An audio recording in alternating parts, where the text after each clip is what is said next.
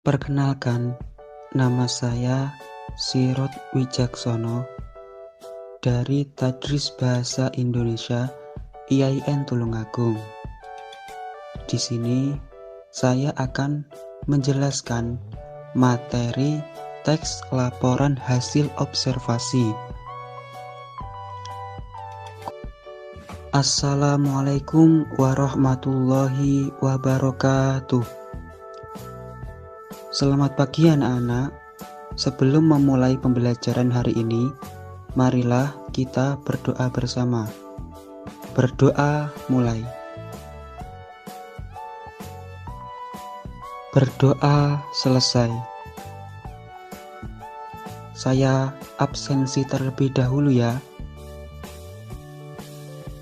Baik, hari ini adakah dari kalian yang tidak masuk? Tidak ada, berarti nihil ya. Anak-anak, pada pertemuan kali ini kita akan membahas tentang teks laporan hasil observasi.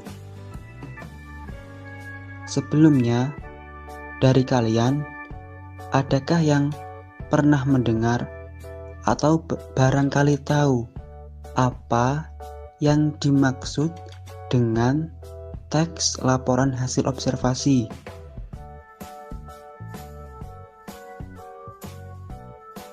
Belum ada? Baik.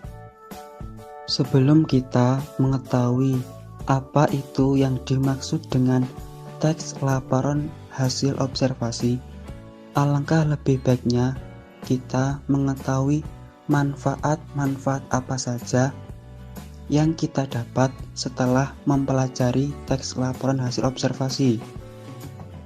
Di antara manfaat-manfaat mempelajari teks laporan hasil observasi adalah 1.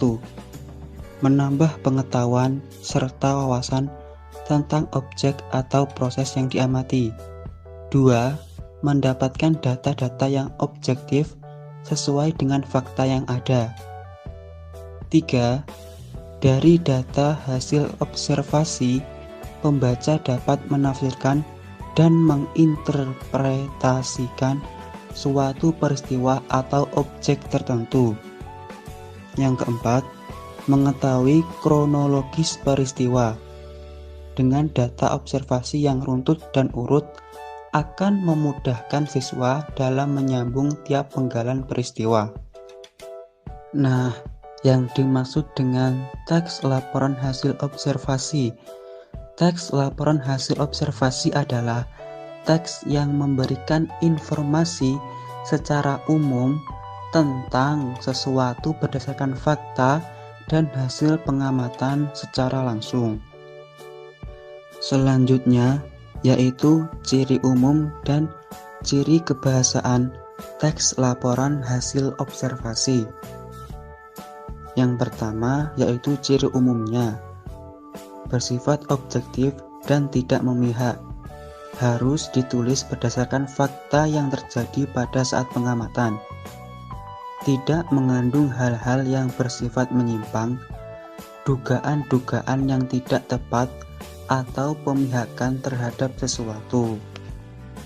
Ciri kebahasaan teks laporan hasil observasi: adanya frasa atau kelompok kata, adanya konjungsi dan tetapi, kalimat tunggal, kalimat majemuk, kata kerja, dan menggunakan berbagai istilah. Struktur laporan hasil observasi. Struktur laporan hasil observasi ini ada 3, yaitu pernyataan umum, deskripsi bagian, dan simpulan.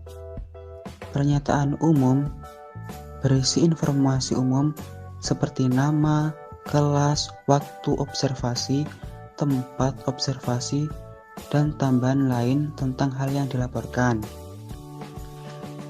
Deskripsi bagian berisi perincian dan inti dari hasil observasi yang dilakukan. Dapat berupa klasifikasi yang bersifat teknis dan deskripsi yang lebih spesifik dari objek. Misalnya, kualitas, bagian, fungsi, kebiasaan, dan kegunaan. Yang terakhir yaitu simpulan. Simpulan ini berisi ringkasan umum dari hal yang dilaporkan. Nah, ini adalah contoh teks laporan hasil observasi. Bisa dibaca sendiri ya, yaitu tentang kasus COVID-19 di Indonesia. Setelah membaca teks laporan hasil observasi di atas, tugas kalian selanjutnya adalah mengerjakan soal-soal ini. Silakan dikerjakan, saya beri waktu 30 menit. Dari penjelasan teks laporan hasil observasi di atas, adakah yang masih dibingungkan atau belum tahu? Silakan bertanya. Tidak ada? Baik, kalau tidak ada, saya tutup.